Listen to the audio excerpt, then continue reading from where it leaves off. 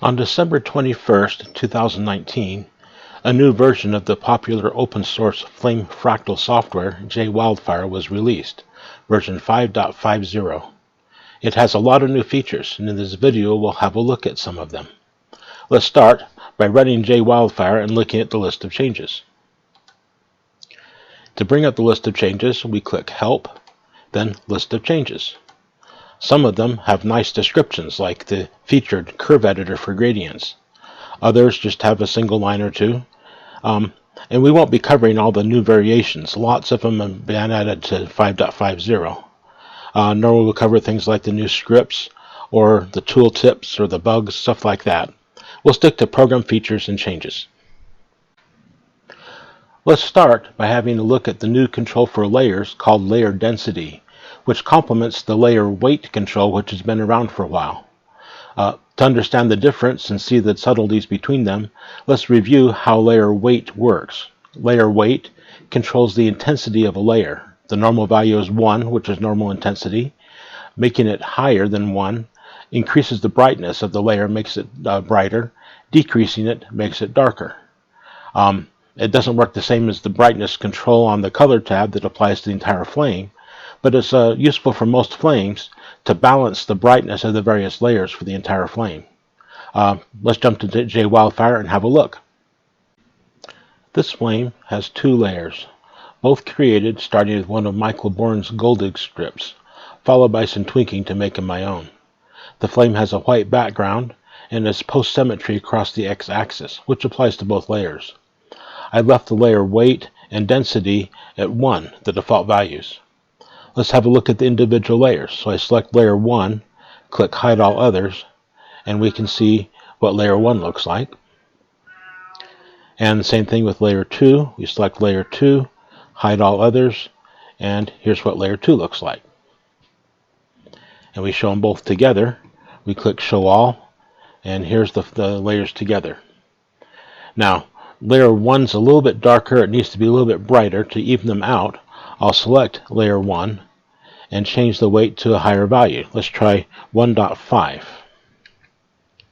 And 1.5, it's a little bit too bright, but it's sort of it's exaggerated, but it sort of shows the difference. A better value would be 1.15.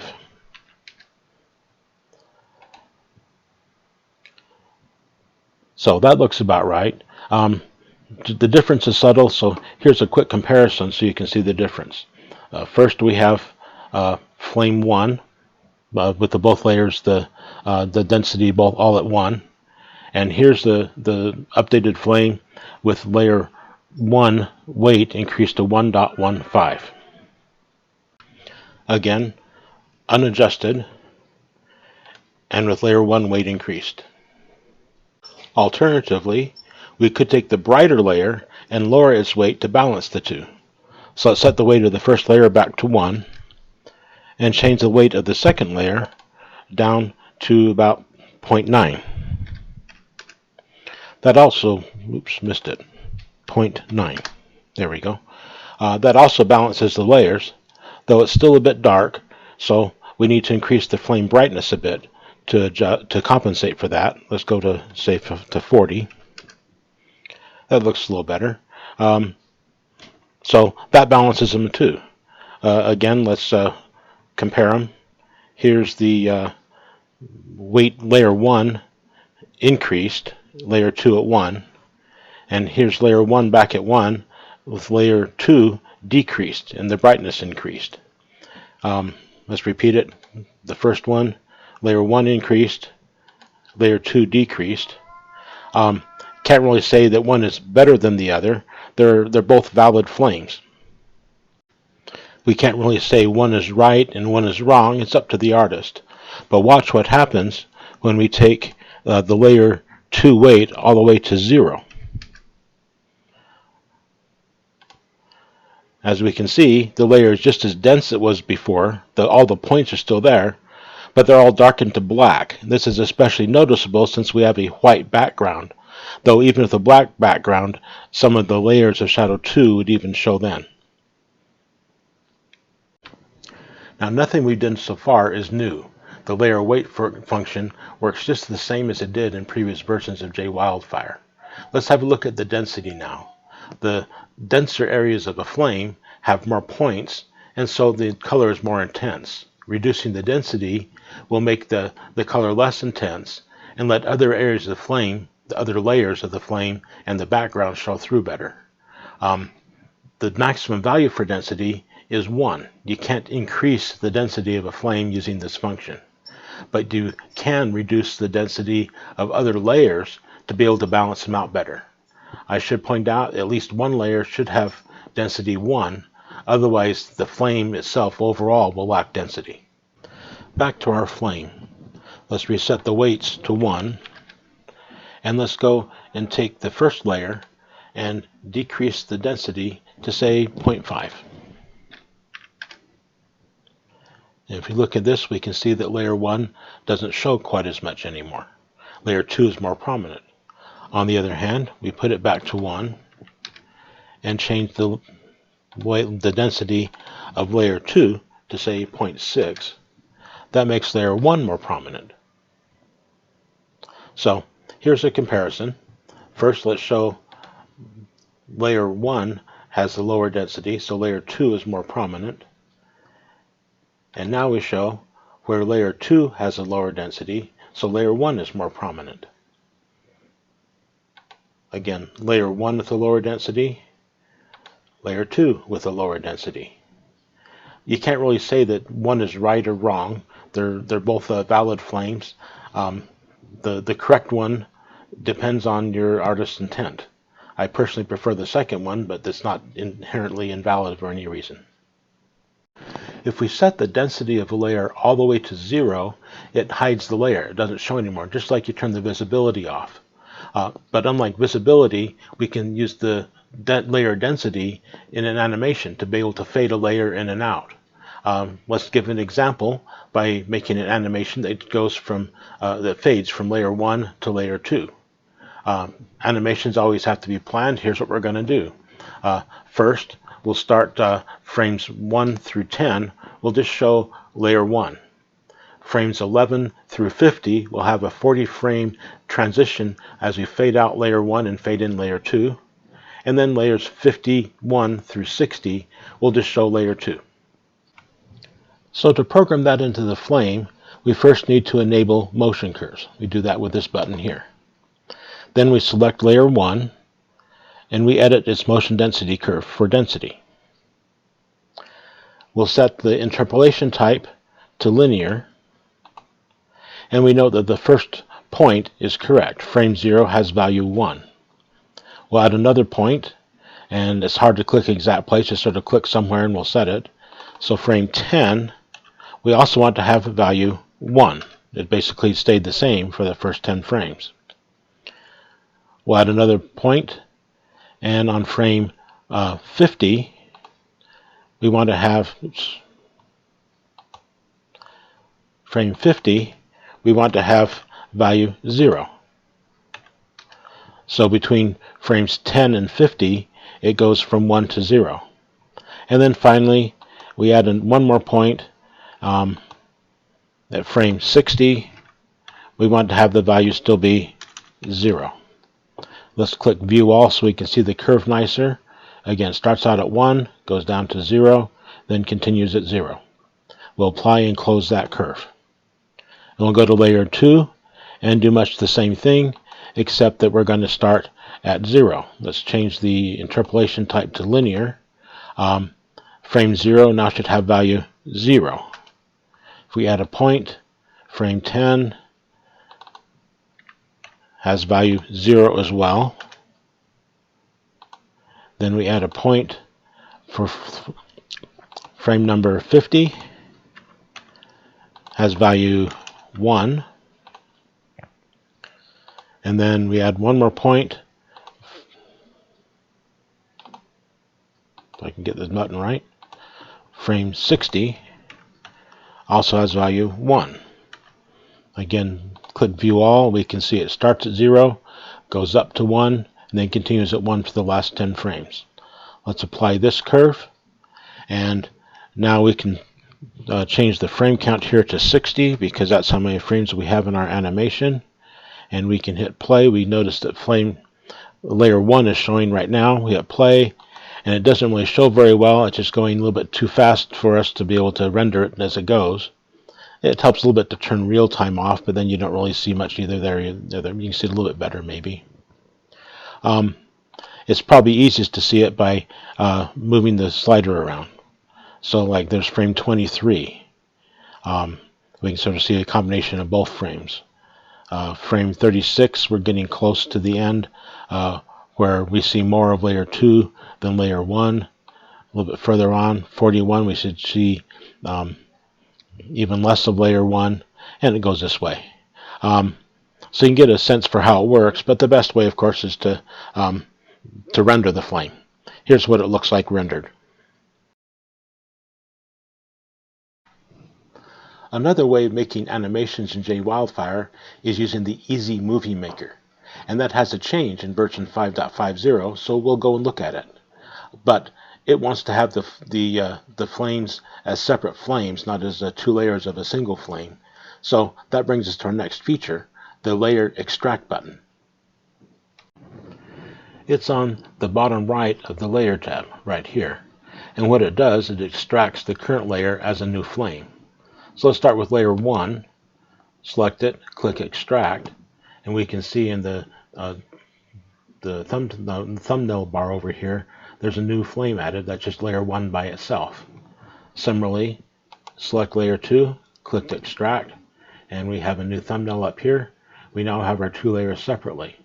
Before we can actually use them in the Movie Maker, we need to turn off the motion curve. So let's just go here and disable the motion curve for the layer 1 one, and also for the layer 2 one. Okay, now we're ready. Let's select layer 1, load it into the editor, and it's not layer 1 anymore, it's its own flame, but we click the Movie Maker button, and it opens the Easy Movie Maker. Since there weren't any flames in the Movie Maker already, it automatically loads the flame that we had in the editor there. Now let's go back to our editor, load in layer what was layer 2, the second flame. Again, go back to the Movie Maker. This time the flame is there's already a flame in there, so it won't automatically load it, so we just have to click Add from Editor. And now we have both flames in the Movie Maker. We need to set the durations and stuff for them. So the first one, the first one includes the transition from the first to the second. So we have 10 frames by itself, 40 frames for the transition. That makes 50 frames altogether. And the morph time is 40 frames. That'll be the fade from one flame to the other. For the second one, we want it to show for 10 frames by itself. And we don't care about the morph because there's not another one to the right here to morph to, so it's just ignored. So that should be set up. We should have our movie here. Let's just play and watch it happen.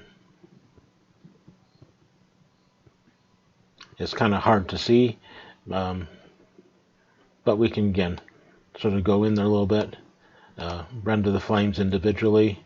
We sort of see here's the first part of it where we see more of the first frame.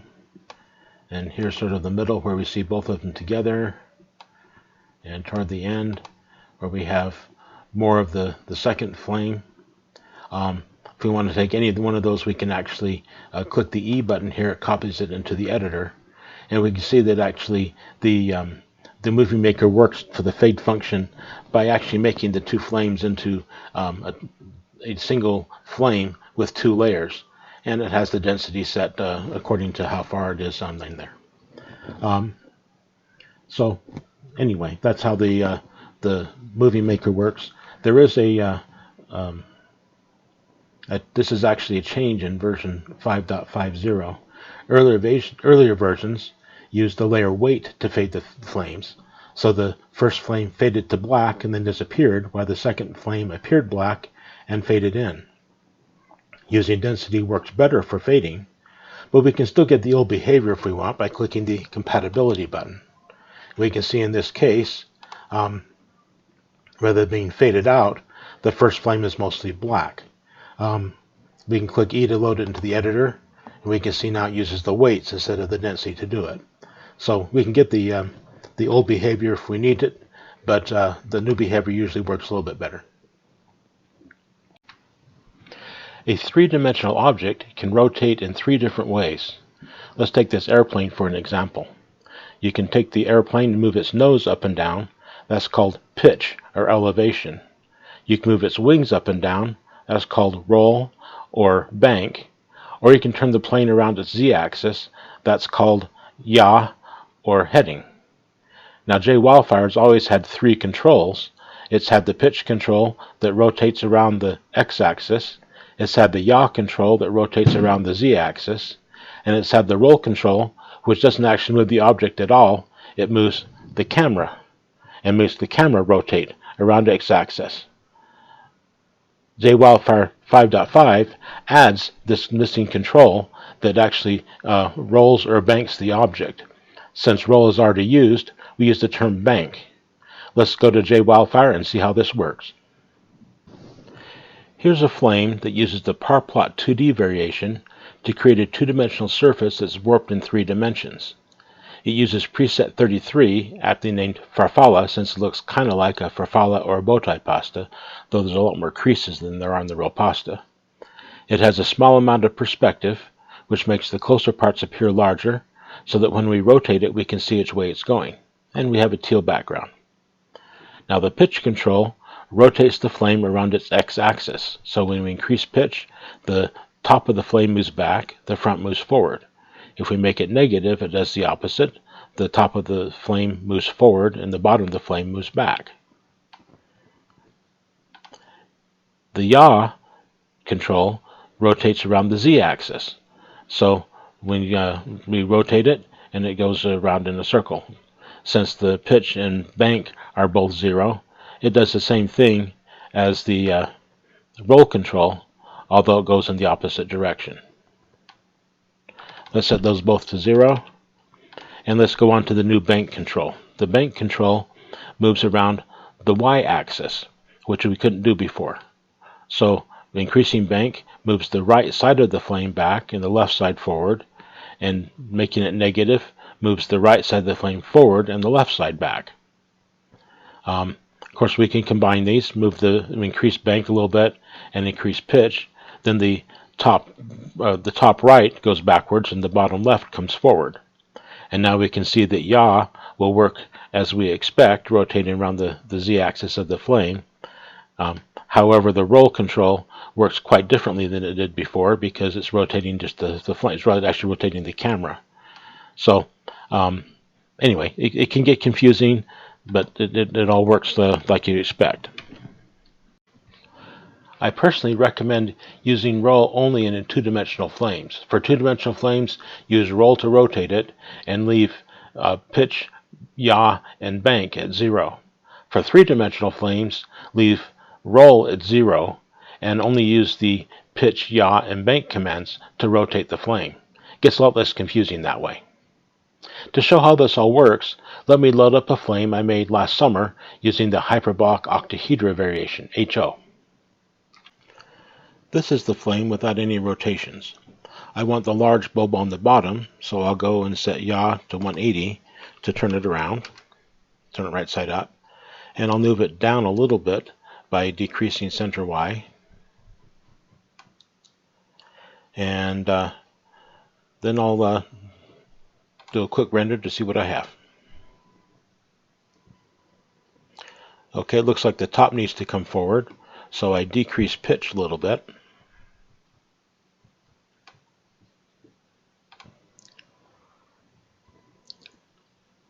That's better. But I want the light part here to be more centered.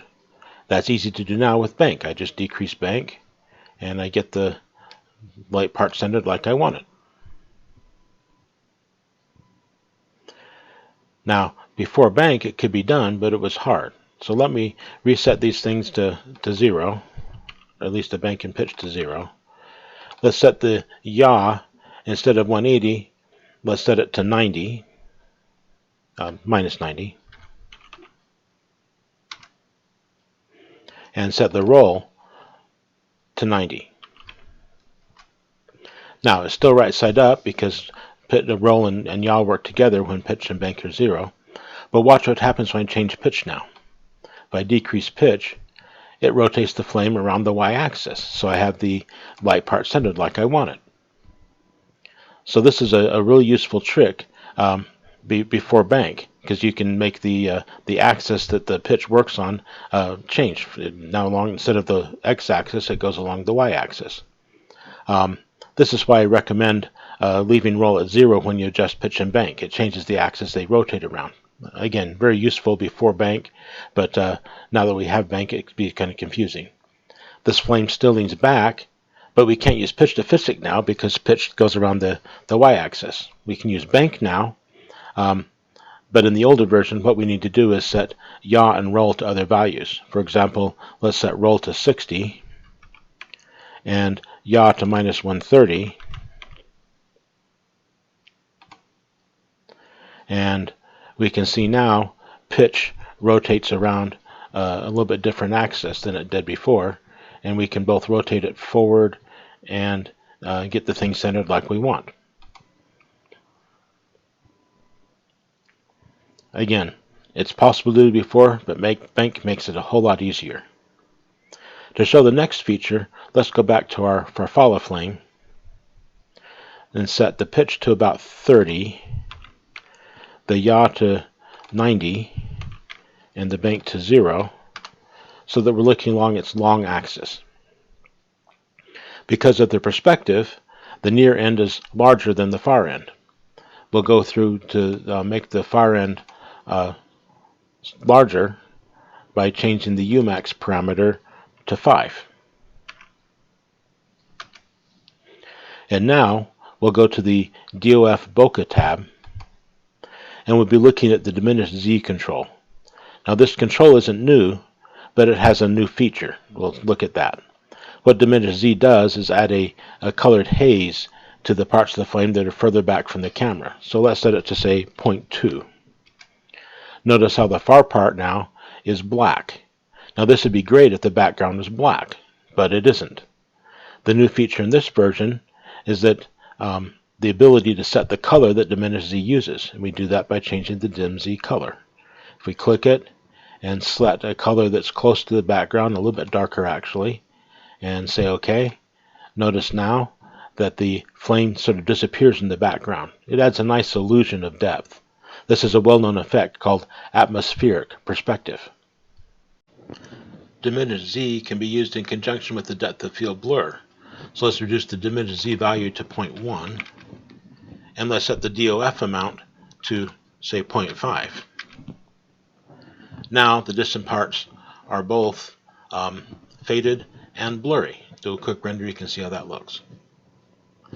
The Dim Z distance control is also new to this version of JWildfire. In the earlier version, the Diminished Z distance is actually controlled by the CamDist controller. It controlled both of them at the same time. Now we can increase Dim Z distance to make the Diminished Z effect closer to the camera, or we can decrease it to make it start further away. We can do that independently of the camera distance for DOF. Another tab under the DOF Bokeh tab that has some changes is Z Buffer. The Z Buffer, also called the depth map, tracks how far away different parts of the flame are from the camera. The Z refers to the camera's Z-axis, not the flame's. Internally, the Z Buffer is used in solid mode to figure out which parts of the flame should be hidden. But you can also export the Z Buffer to a file, so you can use it for things like adding a shallow DOF effect or adding fog. Another recent popular use for it is to generate 3D flames in Facebook and other programs. Now the name of the ZBuffer file has always been in the past ZBuff, ZBUF, then an underscore, then the name of the flame. But Facebook wants the depth buffer to be called the name of the flame, then an underscore, then the word depth. So JWildfire now has an option to be able to change it. The ZBuff underscore name is the default, but you can change it to name underscore depth if you want. The ZBuffer is only used in JWildfire with solid render mode, so let's switch back to our hyperbolic octahedral flame. in the DOF focus section here is a tab called ZBuffer, and that has the ZBuffer options. The new option in this version is ZBuffer file name. The default is zbuff_name like it used to be, but now you can also choose to use name_depth, which is what Facebook wants. So we're going to use Facebook, so let's choose that. In order to use the ZBuffer for it to save, you have to have a quality profile rather, that has the use save ZBuffer checked. Now I have one here called 100-Z. I like to name my profiles with the actual quality rather than vague terms like high and low quality or whatever. But if we look at the 100Z profile, we say the quality is 100 and it has with ZBuffer checked. So that's what we want. So let's take the flame and render it. Let's call it, say, HO. And it won't take very long since this is a fairly low quality and a fairly easy flame to do. So there, the main rendering's done, and it's now making the 3D part of it.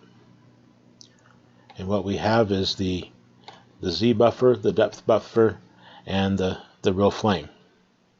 As you can see, the background is black, and areas that are closer to the camera are lighter. So let's take these files and load them into Facebook. If we switch to Facebook, we click on Photo Video. We select both of them. I click the first one, hold Control, click the second one, say Open. That tells Facebook you want to have a 3D photo, and it takes a minute to go through and create that.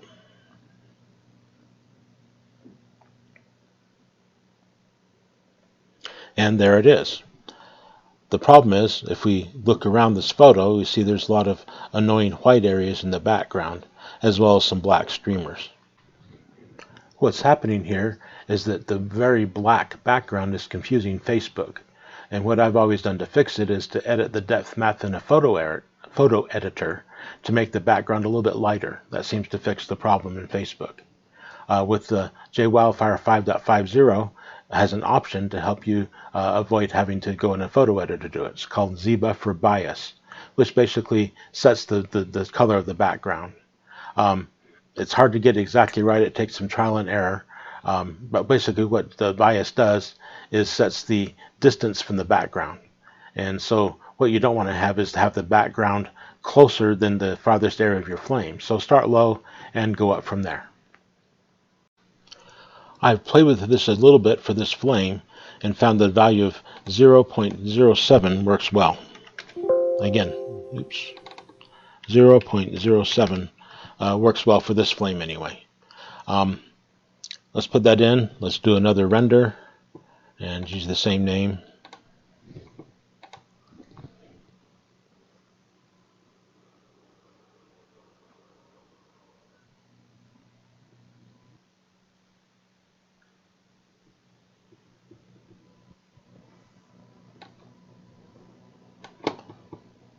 So we see here that the background isn't quite as black anymore, but it's still darker than the darkest areas of the flame itself. So it looks like it should work. Let's go in Facebook and see what it does.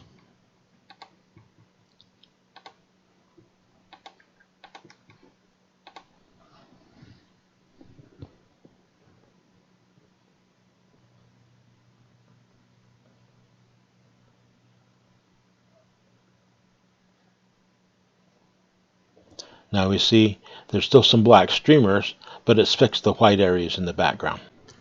Now one thing I've discovered with playing with this is that Facebook actually prefers the background to be white, not black. Now it detects when you have it reversed and have a black background, and it works as we've seen, but it works better if it's white for technical reasons I don't want to get into here. It turns out JWildfire can produce that. All you have to do is, instead of 1, use -1 for the ZBuffer scale. Now this isn't new to version 5.50. JWildfire could always do this, just that nobody knew about it. So let's set the ZBuffer bias back to 0 and change the scale to -1 and render one more time.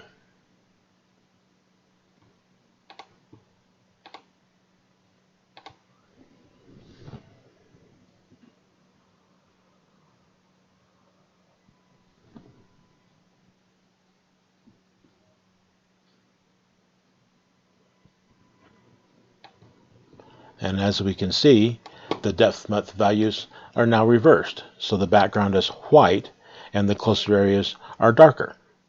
So let's load this into Facebook and we'll see how it works.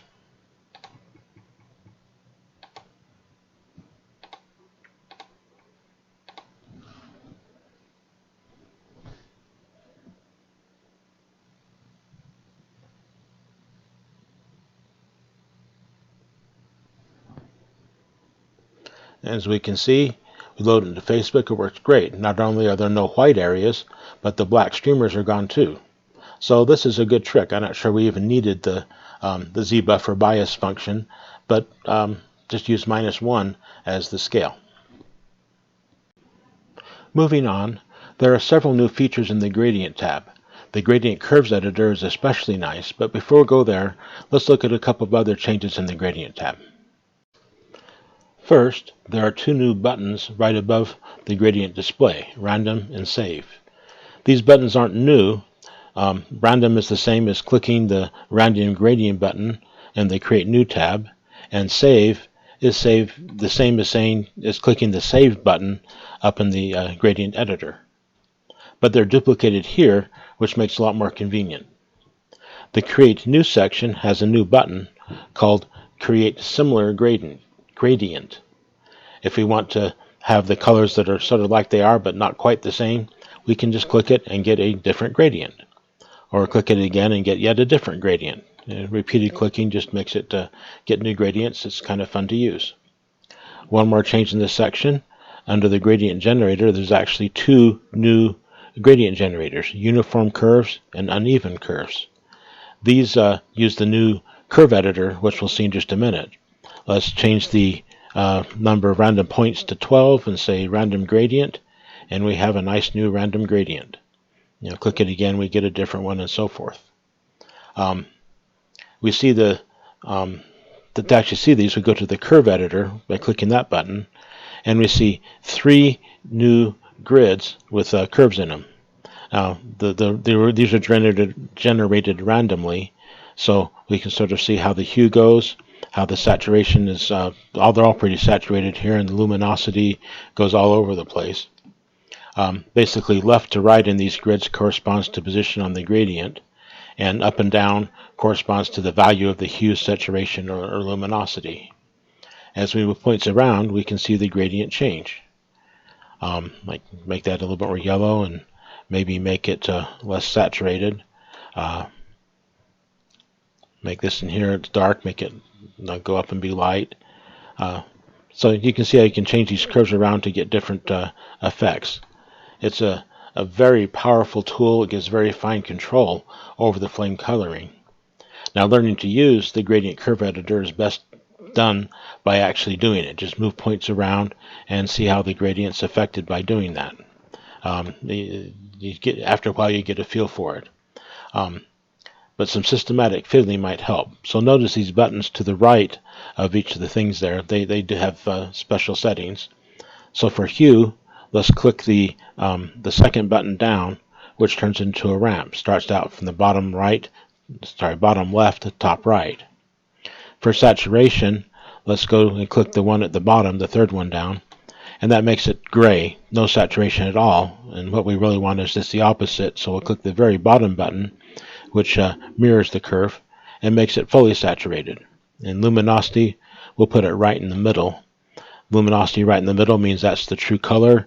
Raising luminosity makes it more white, basically give you hues of the color, and lowering luminosity from the center makes it more black, basically giving shades of the color.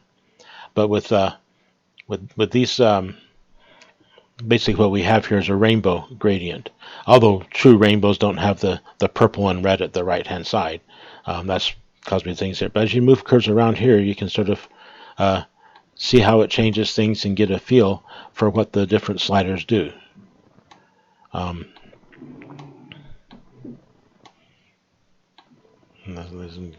Get darker here. Maybe make this a little bit lighter. So you can see how it works. Now, the gradient curve editor has another important feature. So let's, for example, go to the gradient library here, and let's just choose another gradient that's fairly, no, let's not put this in here, that has a lot of different colors in it. If we go to the curve editor now, we see that it's changed. It doesn't have all the colors in the new gradient. It just has a dozen of them. And this is done on purpose. If you had too many, one point for each of the colors, there'd be so many points, it'd be really hard to adjust. This makes it easier to use. Right now, it's using the actual gradient you selected. That's sort of the default behavior. If you want to use curves for it, just click in the curve editor, and it switches the gradient to what the curves represent, which is some representation of the original gradient. But then you can go modify it however you want to make it do different things. Increase the saturation here a lot, for example. Turn luminosity here down, maybe here up. Anyway, so it gives a way to take an existing gradient and make it very smooth and modify it and give very fine control over what the gradient looks like. One last thing with the gradient curve editor is the top button here lets you edit it with the motion curve editor. And that makes it a little bit bigger for one thing, but you also have, you can change the interpolation to a Bezier, for example. You can add points and remove points. I'm not going to get into all the details of how to edit use the motion curve editor to edit gradient curves, but try it out and see. It's a lot of fun. Version 5.50 also has a new coloring type, Cyclic. It's a bit more specialized than the other coloring types, but it has some important uses. Like the standard coloring type diffusion, it uses the gradient. Unlike diffusion, it doesn't converge to a specific color. It just cycles around the gradient.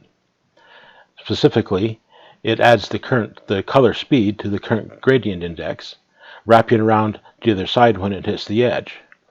Its main use is for tiling, where you want the colors to cycle through the tiles. Since it doesn't converge, it can't be used by itself. Some other transforms have to have the diffusion coloring type to focus the coloring. Cyclic is also really useful for linear spirals. Let's have a look.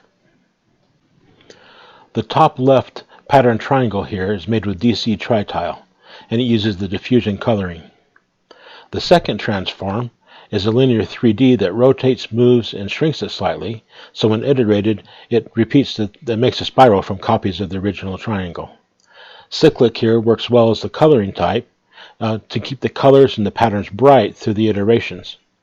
For contrast, let's just change it to diffusion, and we see that the colors converge on a single color. It's not nearly as interesting. Let's put it back to Cyclic, and let's have a look at the speed. The speed, you can't really see it here, is 0.1667, which is about 1/6.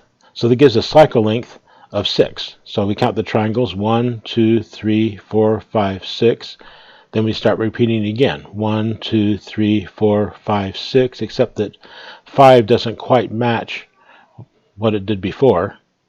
It matches from then on, but doesn't match quite here. And the reason for this is a combination of the fairly high frequency gradient and the fact that 0.1667 is not quite 1/6. If we add another 6 to the speed, then we can see that it actually does repeat perfectly every 6 iterations. So let's try changing it to a different value here. Let's try 1/4, which is 0.25. And of course that's exact, 1, 2, 3, 4, 1, 2, 3, 4. It will repeat exactly every 4 iterations. Similarly, 0.1 is 1/10, and it repeats every 10 iterations. 1, 2, 3, 4, 5, 6, 7, 8, 9, 10, and then here's 1, 2, and so forth. How about 0.3? That's 3/10. It turns out it also repeats every 10 iterations, but the colors are different, just because it goes to a different color every time. Instead of going 0.1 over, it goes 0.3 over. But it still repeats every 10 iterations because 0.3 is 3/10. So how about 0.33? That's 33/100ths. And although we might see some similarities in colors here, it doesn't actually repeat until it gets to 100 iterations, which is down in the middle somewhere, so you can't really see it. So to use to make things that are cyclic and use this but not really cyclic, you don't have the cycle, you use a value like that, 0.33. Let's try 0.333, 333 1,000ths. It turns out that's pretty close to 1/3. So 1, 2, 3, 1, 2, 3, 1, 2, 3, and so forth. You'll notice though it's not quite the same. As we get in here, we see some colors that don't appear on the outside here. And that's again because 333 1,000th isn't quite 1/3. If we add one more 3 to it, then we get exactly we get close enough to 1/3 that it repeats every 3 iterations. One more addition to JWildfire 5.50 is you can see under Windows, Fractal Flames Help, and they click on JWildfire coloring types, and it has a description of the various coloring types. The diffusion used to be the only one available. Then we added none, and then we added target, G, and distance in version 5. Now we added cyclic in 5.50. So just some useful information. You can feel free to go through and read this. It might help out. The last feature I want to cover here is actually not in the Fractal Flame editor of JWildfire, but in the image processing module. The previous version of JWildfire included a fast noise library by Jordan Peck to support the new weighting fields feature. A little bit later, I wrote an article on coherent noise, and I wanted to have some way to generate noise samples to include in it. And so I added some functionality to the image processing feature of JWildfire that uses the fast noise library to generate noise samples. To use this, go to Windows and choose Image Processing. Then in the window that pops up, click Create Image, and then the image type we want to create is Fast Noise Creator. The default ones gives noise that's sort of a light blue on dark blue, kind of like a cloud kind of thing. And we can see the colors here, the high color and the low color is what used here. We can change those directly, or we can change the color mode by double clicking it and choosing gray. While we're at it, let's change the frequency. Again, double click, choose 5, and then let's create noise, and it looks like this. If you want to change the specific pattern of the noise, you need to change the random seed. Just pick another number here, whatever you want to put in there, and create again, and you get noise that looks much the same, except that the pattern's a little different because the seed's different. You can select the noise type. I've always used the Perlin fractal here, but there's several different types. Most of them are coherent noise, and you can see my article for information about what that is and what the other various parameters for it mean, but it has a few other types too. For example, cellular noise looks kind of like this. This module is kind of fun to play with. Enjoy.